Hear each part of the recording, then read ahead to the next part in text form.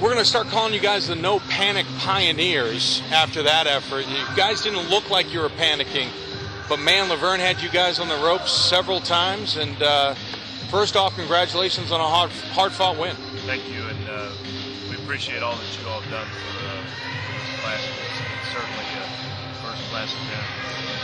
We're having a great time. I'm going to have to take naps during the day. We've got to 9 o'clock. It's like 9 o'clock here. It's like 4 o'clock back home. Exactly. No, it's not. But a little late midnight tip for you. Right. One of the thing that I was impressed with, I told our guys that in the overtime, I said, obviously we've been here before this year. Now let's use it to our advantage. And we made some defensive adjustments there in the overtime, and we were just having a really tough time guarding them. We wanted to not let Woodland get shots, and he was screening, and our guy wouldn't. We told him don't leave him, and that's the guy that should have left on all those. When they kept catching underneath him. So we just went to just trap him and trying to make him do something other than run their set, and obviously that worked. What's interesting is you had a 7-point lead, 1:47 left in the first. They come roaring back to make that a 2-point ball game, and to end the half, they come out and nip and tuck the rest of the way. You guys can't get a bigger than 3-point lead. They force overtime.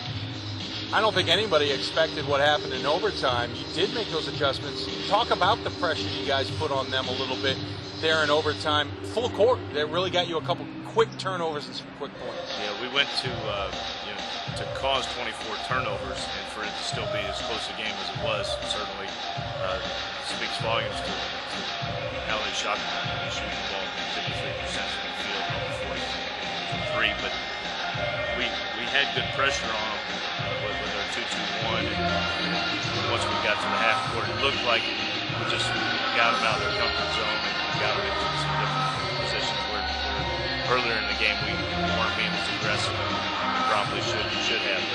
But they are a very good team, and don't be. I know you guys aren't misled by the record, certainly, but we had no answer. I mean, we're trying to not let Woodland shoot the basketball. He still shot it with the guy in his pocket. So I told our guys over the break, I said the good news is we're 9-0, and we've identified several things that we need to we can get better at. And this team, being a more experienced team, we had 2 seniors last year that did a tremendous job from the leadership standpoint for us. These guys have been there. This kind of event is nice. We may have shot better down here on this end, and as opposed to the rough arena, close that we had and playing some games up in Canada with a little bit bigger arena. I think certainly helped, but it didn't help our defense. Talk about your team. Talk about your team just a little bit. Obviously, a lot of guys contributing. Brandon Rash stepping up late, scoring 21 points ultimately. Ethan Sperlin, after picking up the technical foul, took a seat, then played pretty well with 4 fouls. You got a lot of contributions from other guys across the board. Tell us a little bit about your team and the makeup of it, and how it may have helped you not only in this win, but how it's going to help you down the road. Well, out of our first 6 games, we had 5 different leading scorers.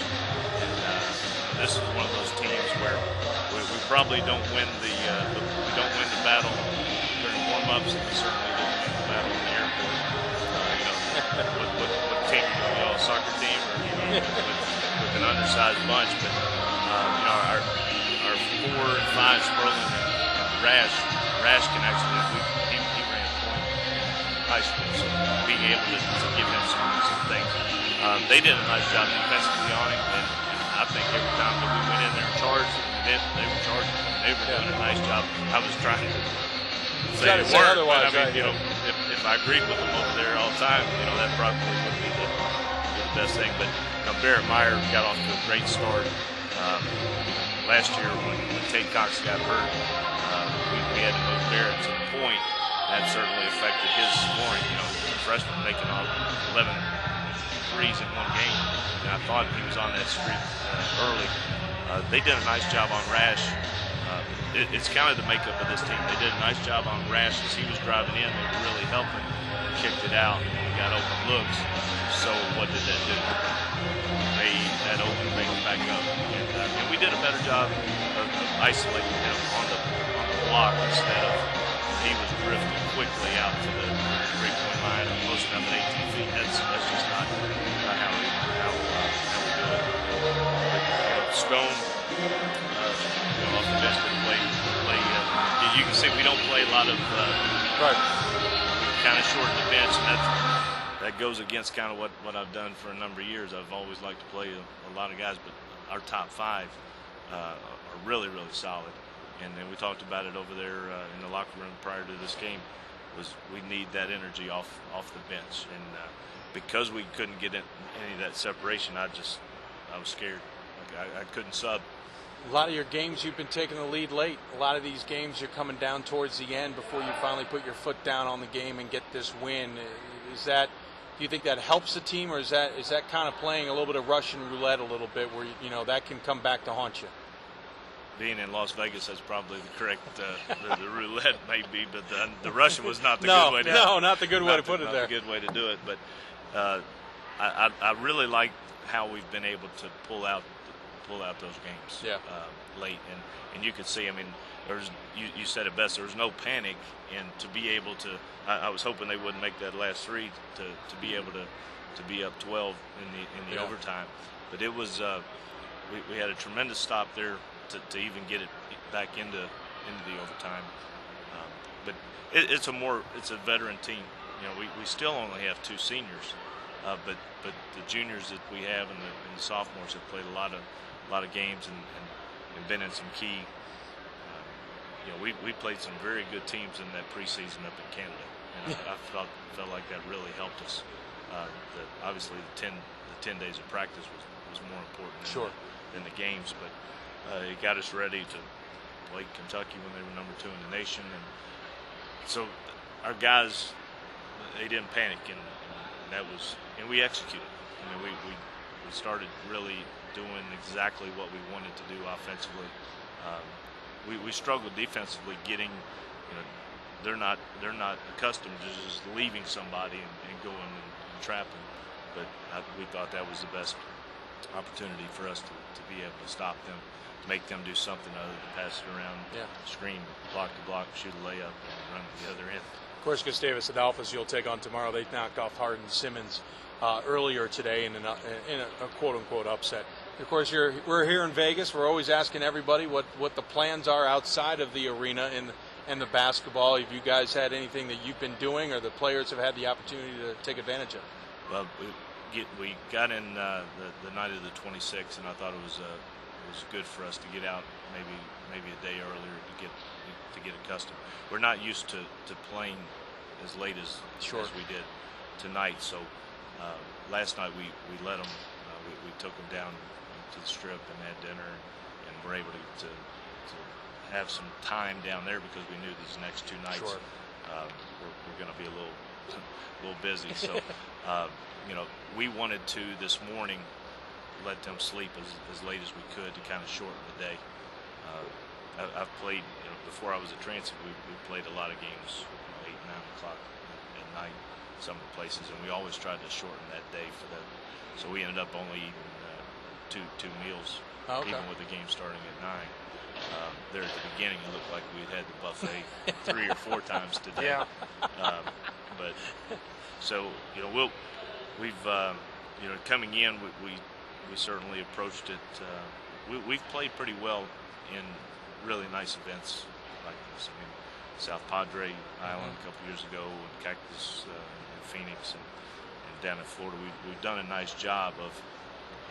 It hadn't always been pretty, and this wasn't the prettiest thing. But I tell you what, I would give Verne a tremendous amount of credit, because I mean they had a great game plan. We were just fortunate enough to get this thing into overtime, and it was frustrating to have a layup to go 9 up and miss it in the first half, because I thought we went into the locker room without the momentum that we should have had heading in. But we came out, responded. We're a team that's you just don't know who's going to be the guy that night. Barry Meyer was tonight, Ethan Sperlin. he can turn around and have 24, 25 tomorrow, and Barrett get 4. Sure. And they don't care. And you hear coaches say that all the time. But that is this team. And we're still searching and getting some guys off the bench, and I probably haven't done a great job of getting those guys the experience that they need to be able to do it. I've got complete faith in them. Those guys that are out there are just a little bit better in it. I know you want to go talk to your team, so thanks so much for joining us here. Great win. We'll see you obviously tackle Gustavus Adolphus at 9 o'clock again tomorrow. 9 o'clock, and right. Thanks for joining us, Coach Lane, and congratulations on the win. Absolutely. Coach. Thank you very much, and appreciate all that you all do for Division III basketball. It adds so much to what we're able to do. We're talking about student athletes and talking about the player experience, and over 440 Division IIIs out there and all that. I've been at all those levels. I thought you were going to say all the schools. I haven't been at all the schools. Whirlwind tour. Yeah, whirlwind tour. But just what you all have been able to do in d3hoops.com, and I tell our people back in Lexington all the time. It's the ESPN, the CBS, everything rolled into one for Division III basketball, and they follow you and understand what you all do for not only Transylvania but for all the other Division III schools in the nation. Thank you. Well, thank you very much. Appreciate it, and we'll talk to you soon. Coach Brian Lane joining us here on the sideline. That is going to do it for our broadcast here tonight.